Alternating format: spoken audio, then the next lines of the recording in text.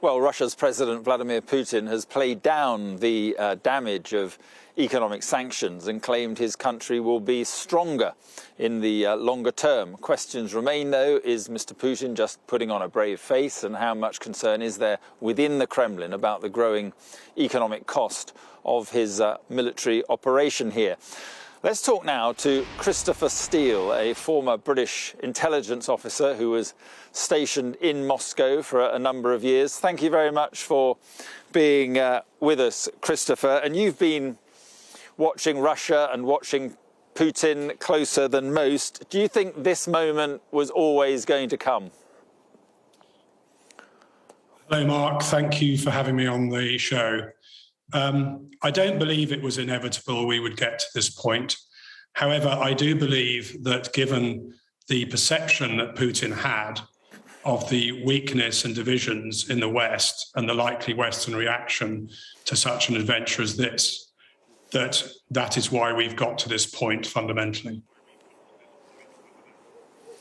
Did you ever think that he would go this far in pursuit of his goals?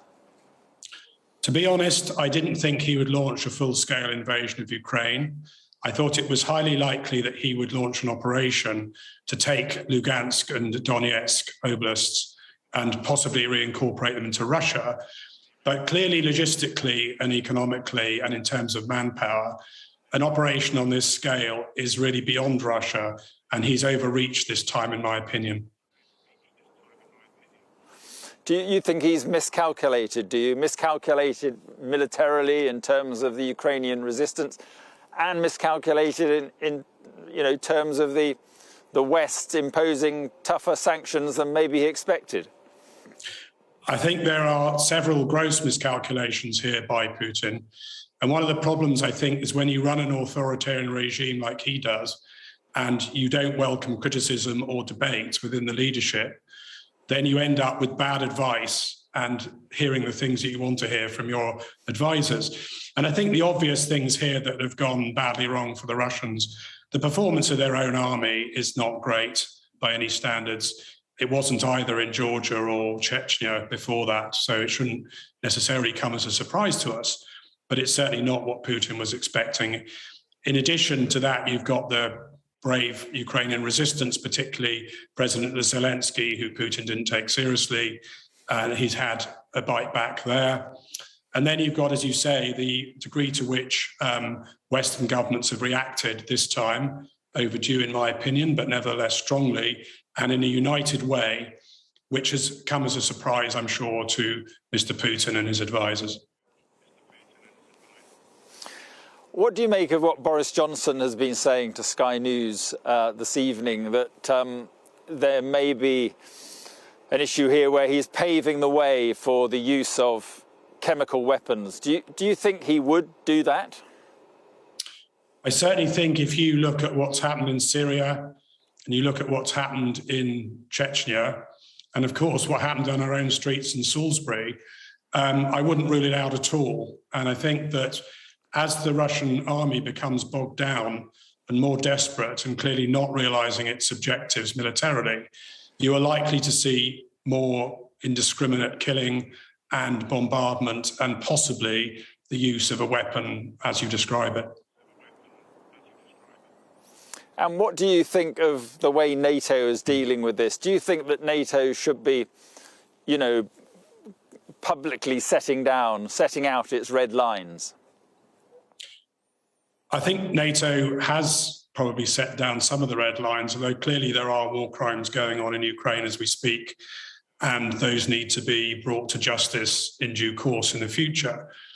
I think that it's very important that militarily Russia fails in this operation, and I think it will only fail if we continue to supply handheld weapons, anti-tank weapons, anti-aircraft weapons on a very large scale, and indeed provide economic support to the Ukrainian government and its forces.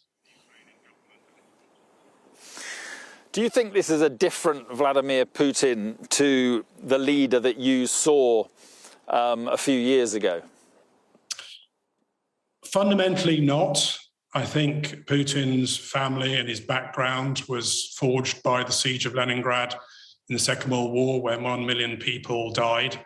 And I don't think that the culture that he comes out of allows him to escape from a kind of fear of encirclement and a zero-sum view of world politics and world affairs. And also, I would argue, a lack of understanding of economy, because economy in the end is what will stop Russia in its tracks and what will probably lead to the fall of this regime sooner rather than later, because of the weakness of Russia economically. Russia has an economy which is a tenth the size of just the EU, let alone the US as well, and that will in the end tell, I believe. What are the chances, do you think, Christopher, of someone in the Kremlin, someone who gets close to Vladimir Putin, taking him out, putting an end to this? Is that at all a possibility?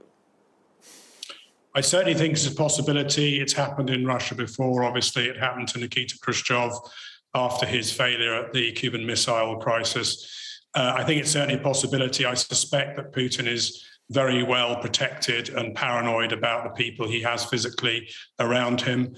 But I still suspect that we've seen the high watermark of Putinism, and that this overreached adventure and despicable operation in Ukraine will eventually lead to his downfall and that of the regime. And if it's not someone in the Kremlin, what is the possibility of the people turning against him, that the protests just gather in pace, so much so that it becomes very difficult for Putin to carry on? I assume that, being a kind of dictatorship, that's not going to happen. I don't think it will be decisive, but I think it will probably be a factor as the economy is squeezed, as sanctions start to bite, which they certainly will, and as people's living standards start to fall. There will be increased protest on the streets of Moscow and St. Petersburg and other cities, and I think that will play in to probably an elite attempt to remove Putin in due course. And just finally, 30 seconds or so, how do you see this playing out? Does Putin come out, from this? Does he survive this, do you think? I think Putin can't be resurrected, as it were, in the international community. I don't see him surviving this in the long term. I think we've gone over a watershed here. And my view is, however, that in the short term, we're going to see probably increased brutality from Russian forces and atrocities in Ukraine, sadly. But in the longer term, the economy and the sanctions and his isolation, both cultural and economic in the world, will tell and will lead to a change of regime in Russia. I certainly hope so. Christopher, thank you very much indeed.